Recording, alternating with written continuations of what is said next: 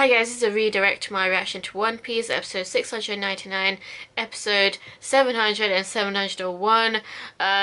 Wow, a lot of shocking and very sad details were revealed in these episodes. Firstly, the fight between Luffy and Law and Doflamingo and Trebol was continuing. At first, Law managed to permanently cut down Trebol with his lightning style ability, and Luffy was having a hard time because Doflamingo was using his clone and using Bellamy to try to kill Luffy, and he managed to actually tie up Luffy's hands using his strings as well, so Luffy couldn't even use his hands. He had to rely on his legs. I was thinking, wouldn't it be more smart to tie up both his hands and legs if you really wanted to restrain him? That way he's completely powerless.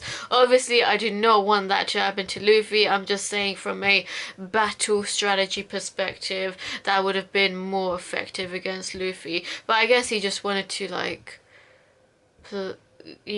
toy with him or something.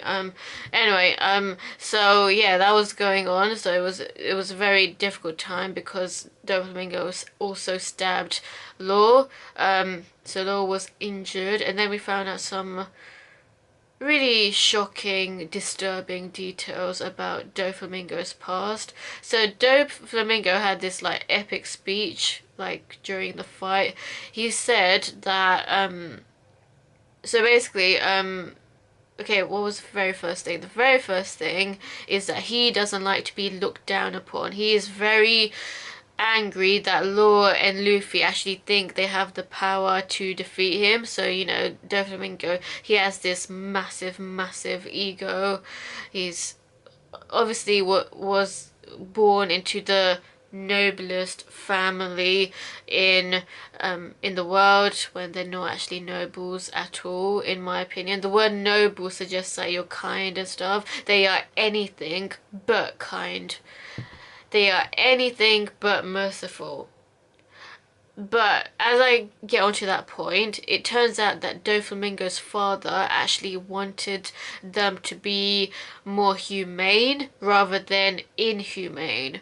So that was why he had such a bad relationship with his father. That's why he killed him, because he really didn't like the whole you gotta live like human beings and not be animals. You have to live mercifully.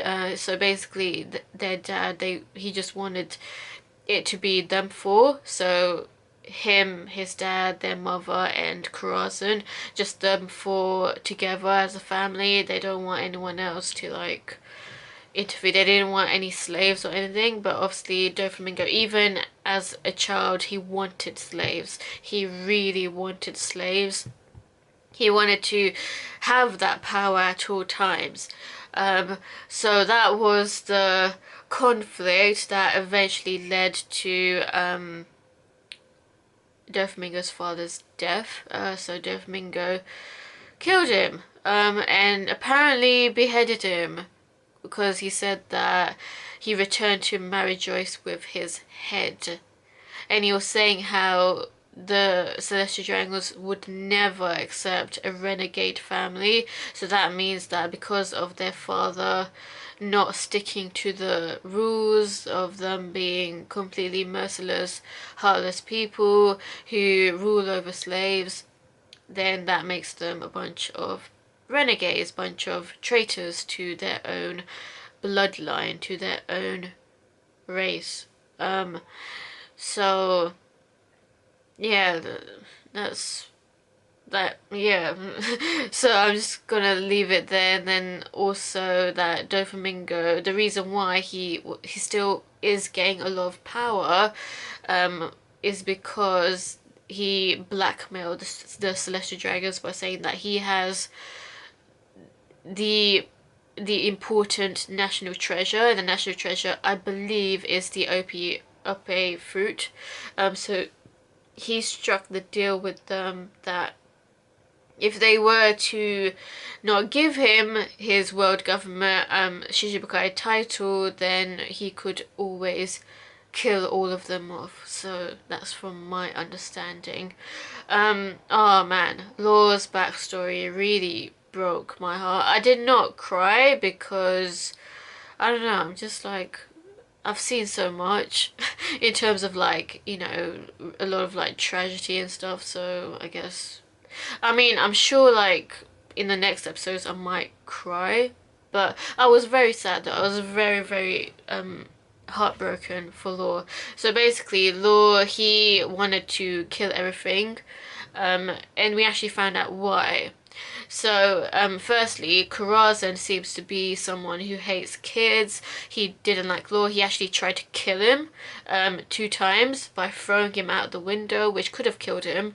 I don't know if he intentionally wanted to kill him, but he seems to be a very clumsy individual who was like tripping and setting himself on fire accidentally and stuff. It also turns out that Law, like, he actually had a disease and he had a very short time to live. He had the white lead disease. So the white lead disease was being spread rapidly through FLEVANCE. FLEVANCE is the town that Law was born and raised in. So FLEVANCE, like, is gone now. That whole entire town is nowhere to be seen now. It spread, the white lead disease spread throughout because the whole entire town is made of white lead. Like, there's everywhere they go, like everything they have and use is made of white lead from my understanding, when they were explaining it. So, and because they had no idea, by the way, that white lead had traces of poison in it. So because of that,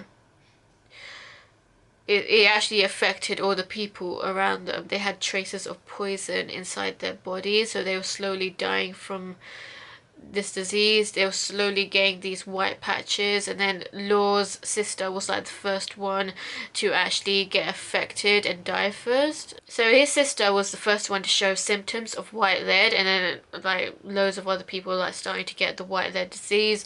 So they were getting killed one by one, but it was actually a lot of them were actually shot down by other people from other countries because of all this misinformation that the disease was contagious.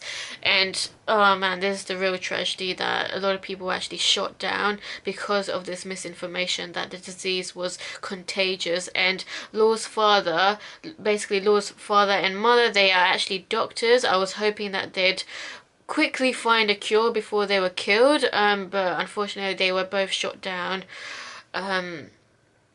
Yeah, it actually reminded me of like in Naruto when Sasuke saw his dead parents' bodies.